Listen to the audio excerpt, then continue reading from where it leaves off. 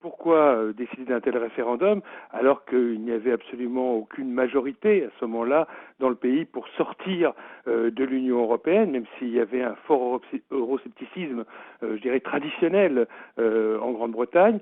Tout simplement, c'était pour régler les problèmes internes au Parti conservateur qui, depuis une trentaine d'années, est divisé entre eurosceptiques, voire europhobes, et europhiles. Donc en fait, il met en jeu l'avenir de son pays, l'avenir de l'Union européenne, pour régler un problème purement interne à son parti. Et c'est pour ça que personne n'a compris qu'il procède à une telle consultation. C'est un pur délire politique. On sait qu'elles seront dramatiques, c'est une évidence. Lorsqu'un couple se sépare, il faut répartir les biens, il faut se mettre d'accord sur la garde des enfants.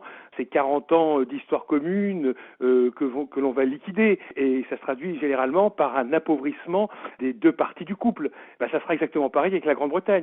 Aujourd'hui, elle exporte librement ses biens et surtout ses services financiers à travers l'ensemble de l'Union européenne. Ça sera terminé. Elle devra payer des tarifs douaniers, elle devra surtout se plier à l'ensemble des normes européennes, parce que contrairement à ce que font valoir les eurosceptiques, les normes européennes ne vont pas cesser de s'appliquer du jour au lendemain à la Grande-Bretagne. Si la Grande-Bretagne veut vendre ses produits à l'Europe, elle devra respecter nos normes, évidemment. Donc les fameuses courbures des concombres ou des bananes, ça continuera à s'appliquer pour l'éternité des temps à la Grande-Bretagne.